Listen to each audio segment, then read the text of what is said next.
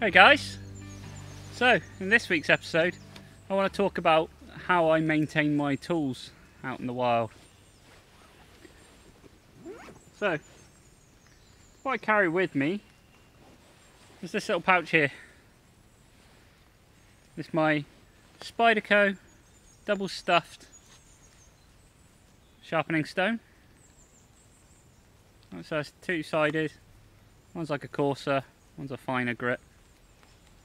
And on the outside of the actual sheath for this, I've attached a piece of leather, and that's got some stropping compound on the surface. This Starkey blue, I think it is, and that just allows me to strop my knife on there. Go into that in a little bit more detail in a minute.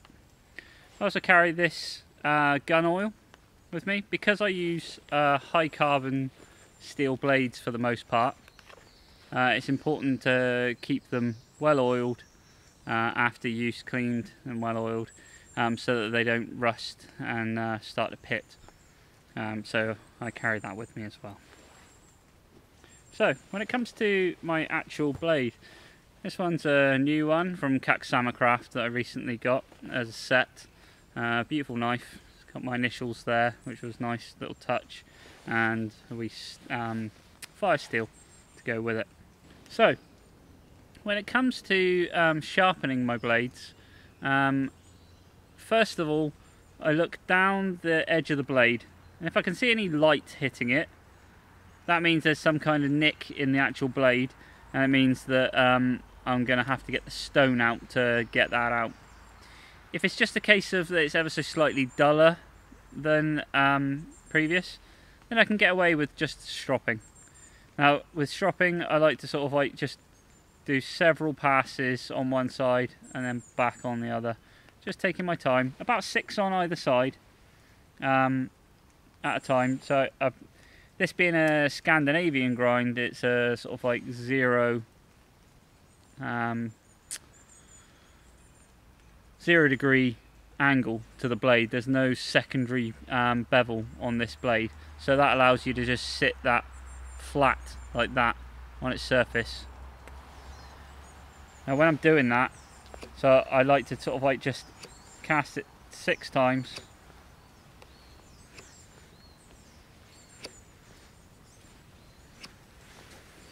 and then back the other way.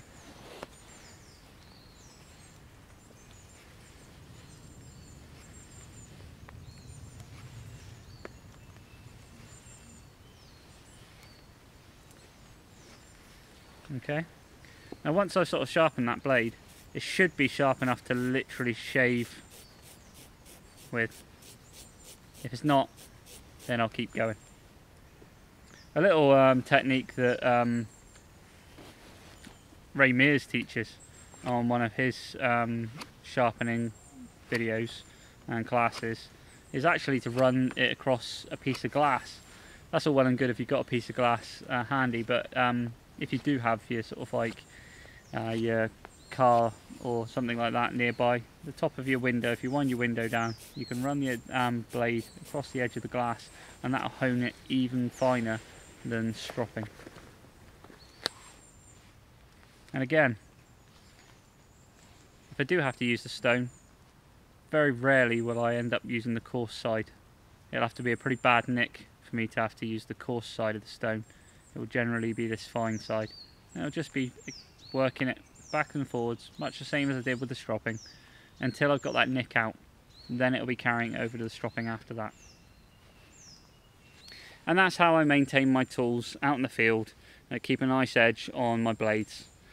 I also use this for my axe. I don't run a separate stone, however I do have a separate stone at home for working out any really difficult nicks and things. That, along with the oil and a nice clean cloth, just to or rag, just to clean off the blade, to make sure it's nice and clean, there's no sort of like residue on, especially if you're preparing food with it, because the food, the moisture and the acid from the food will actually really start to pit into your blade very fast. So you need to clean your blade, oil it. Obviously that doesn't apply if it's a stainless blade, only for high carbon blades. That's me for today. I'll see you again next week. Bye guys.